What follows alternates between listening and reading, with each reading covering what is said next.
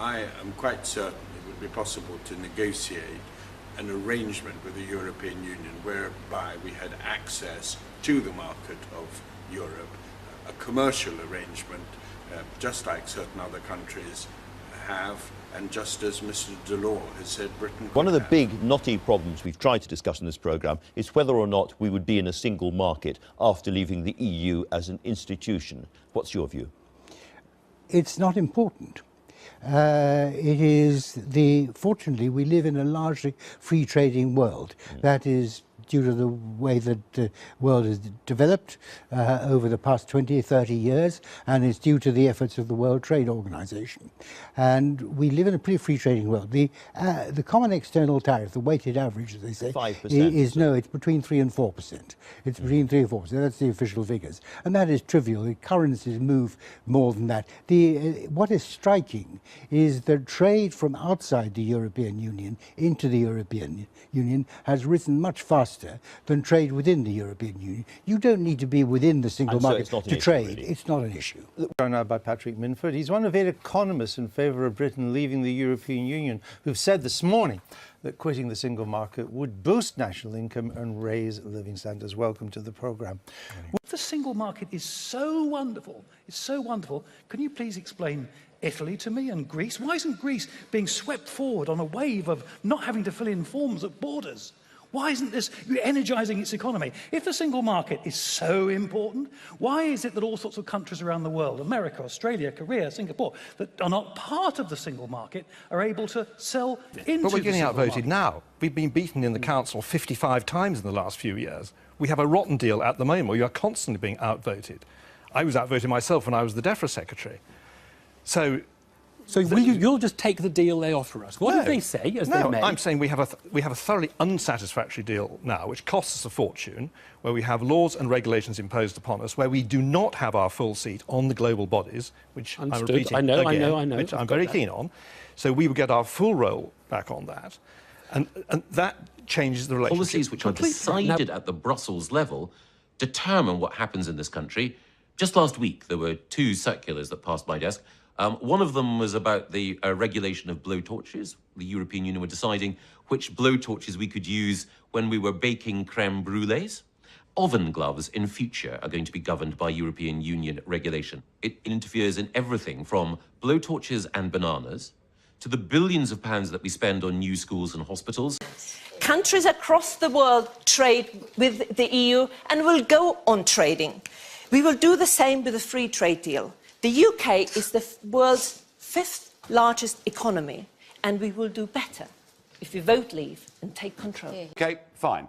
What did we join 40 years ago? What did my mum and dad's generation vote for 40 years ago? Tariff-free access to the European market. 40 years on, what we find is that tariffs across the world have come down because of globalisation. And for the benefit of tariff-free access to a market that sells us more than we sell them, that regulates not just the 12% of the economy that sells to the EU, but the other 88% as well, gives us unlimited free movement of people and bans us making our own trade deals with the rest of the world, frankly, the cost of membership now far outweighs any benefit. But I just want to challenge a point that's been made on tariffs. No intelligent government, and such things do sometimes exist, would put a tariff on... Have we got one now? Really? Do we have one now, Mr. We've got a brilliant government in all respects other than Europe. Just checking.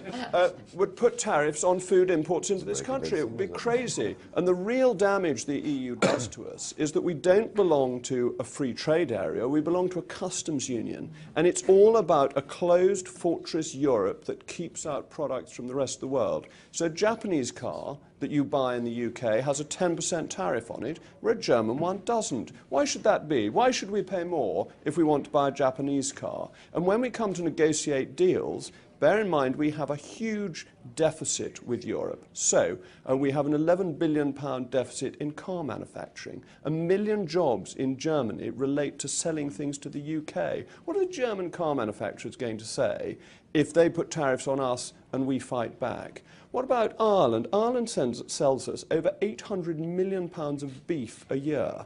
If we put tariffs on that, the Irish farming industry would be destroyed. Now, do you really think that the European Union will sacrifice the interests of the Irish economy, an economy that's already borne so much for the sake of the euro? Greece, Mr. Rees. The point is that Ireland has been the poster boy for recovery from the euro disaster. So do you really think they would sacrifice Ireland in a fit of pique when we've left, when so much depends on what we buy from Europe? The truth is that 80% of the world's economy is not in the single market. And the free trade deals that Ruth is talking about that the EU has, those free trade deals are most of them, 46 of the 50 countries, are not in the single market. Many countries in the world do more business with the EU than the UK does. You do not need to be in the single market. So we do not need that.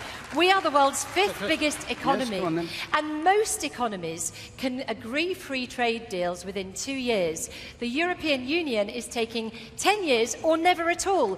Why? Because 28 member states cannot even organise a takeaway curry, let alone what they're going to do on free trade with the rest of the world. I think we've heard an amazing amount of running down of our city and our country over the last... We're proud of our city, we're proud of our country. And the astonishing thing, I think, is that they underestimate, the Remain side continually underestimate our ability to do better deals if we're left to do it on our own. And let me give you an example. Because of the EU system, our entire trade negotiating policy is consecrated, is handed over to the EU Commission, where only 3.6% of the officials actually come from our country. And it is no wonder that they have not been, as Andrea rightly says, they have not been able to do essential free trade deals with China, with India, with all the growth economies of the world, including America, including to the extent, to the point where we cannot... Just one question. One Ruth, question. I'll make one point to you, Ruth. One question. We cannot, because the EU is in charge of our trade negotiations, we Boris, cannot can you name export me a single haggis. country? We cannot export haggis to America. Come on. All right.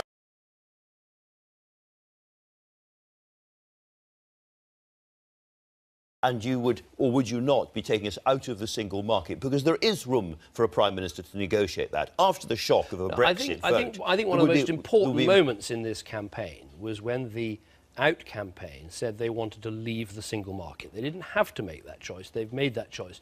And what the British public would be voting for... Hang on, let me just finish. The British public would be voting, if we leave, would be to leave the EU and leave the single market.